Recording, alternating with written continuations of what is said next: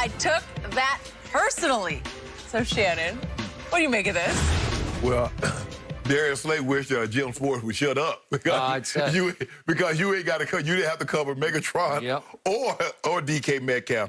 And Skip, that's why you have to be careful. You see, Skip, sometimes you can try and pay a guy a compliment, but that's not how he receives it. He said, you don't think I'm as good as Megatron. Well, I'm gonna show you. What I believe Jim Schwartz said is that, look, I was the head coach in Detroit.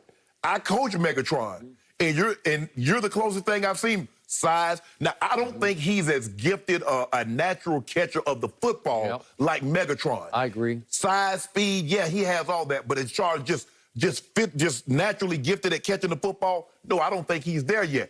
Could he be? Sure. And he's going to have a chip on his shoulder, Skip, because he sees all the receivers that went in front of him and the teams that passed over him twice.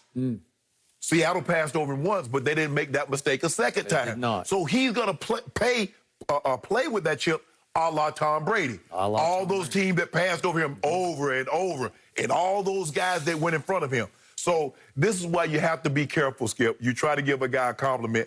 He takes it as you taking a shot at him saying he's not good, and then he takes it out on your football team. Yep. So we just discussed Michael Jordan in our previous segment.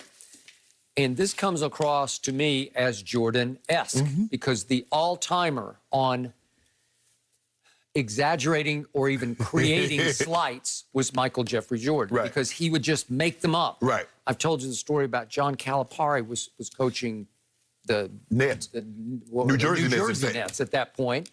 Playoff game at New Jersey, and Jordan spent the whole game just torching it should be Perry, I think is how we say it, but Calipari. And he's pointing to him up the court. This is for you. This is for you. And I asked Michael after the game, what was that about? He said, I don't even know him. I just don't like the way he prances up and down. Okay? Well, you just made that one up.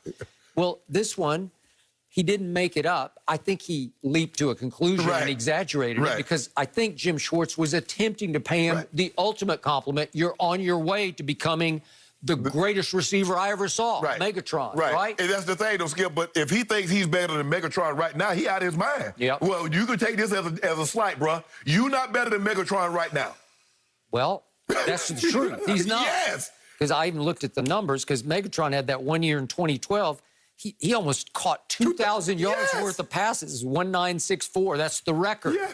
Okay, so right now, DK's at 1,039 yards.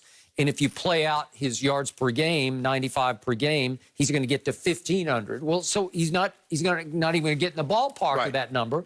But he's still really, really good. And you're only in your second year. Bruh, you can't, look, and I get it. Skip, I'm not here to tell him what he should, whatever he wants to use as motivation. If someone's trying to pay you a compliment and you take it as a slight, it's going to get you to that place where you can go and ball out, have at it.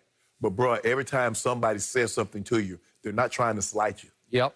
So back to your original point, Jim Schwartz has some Bruce Arians in him because he's got a big ego, and he had some moments of success as the head coach in Detroit, and then it completely flamed out. But he can be a little nutty sometimes and go a little crazy and lose his mind. Well, you're losing your mind when you dare to approach the star receiver on the other team and talk to him at all before the game. It gets you where? It gets you nowhere. Just tell him, say, hey, son, you're a hell of a player. Come on. Hey, you got a bright future in this league. That's normally what happens, Skip. I mean, you're like, hey, son, you got a heck of a season going on. You're a heck of a player. Continue success and keep it going. Don't offer no comparisons between, this or that. Because more times than not, DK Metcalf is not the only guy. Most guys will take that as a slight. I can assure you. I mean, now, Aaron Donald, I don't think he'll say, well, man, I see a lot of Warren Sapp and a lot of Johnny Randall in you. Well, that was the first thing that I saw him. I say, he reminds me of John Randall with the way he plays with his hands. He's undersized. He's smallish. He's not the typical 300-pounder big guy. But he might say, well, so you don't think I'm better than John Randall and Warren Sapp? I mean, you talk about two guys that's in the Hall of Fame, two of the premier defensive tackles on football. You're not a coach on a team about to play his team, right? So, like I said, DK took it as a slight. I just think the thing is, Skip, because he went in the second round, he's like, man, look at this. I'm 6'3", I'm 240, I run 4'3", and can't nobody use this in the first round? Can't nobody use this at the top of the second round? Well, and J.J. Arcega-Whiteside went in the He in the second round. He went round, before him. but he went about 7 slots before him. Yeah, 7 before. And last year, in his rookie year, he caught 169 yards total worth of passes. That man caught 177 he was last 177 last night, and that was for you, J.J. And that's right? But Skip, if you're trying to get Carson Wentz, think about what Andy did for Mahomes. He had Tyreek. He go get Mecole Hardman.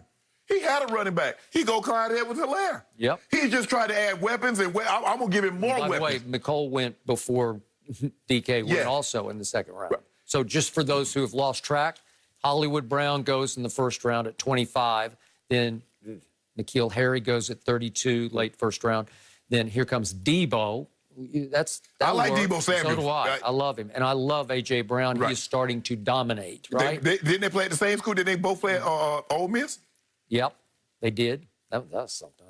How did they not win more games? Exactly. Then Mecole Hardman went at 56. J.J. went at 57. Paris Campbell went at 59. Andy Isabella went to the Cardinals at 62. He can fly, but come on. Seriously? Skip me. What about I think sometimes that neck injury. You remember he had that neck injury, and I think that DK Metcalf, and I think that might have scared some people off. It was that. So he's the last pick in the second round, number 64. What also scared people off was, despite all of his just immense ability and his stature, he would drop big balls in big games. He dropped one last night in the end zone. It was like his easiest catch of the night, and he just muffed it. Remember the Arizona one? That Russ threw him and hit him in his face mask. It was a face mask. So, okay, that's that guy. Right. So that's why what Jim Schwartz said was true. He gonna have a few drops. Skip, people don't realize Jerry dropped a lot of balls his rookie year. His first couple, Jerry would drop the ball. I was there one day when he dropped one against the Giants in a playoff game.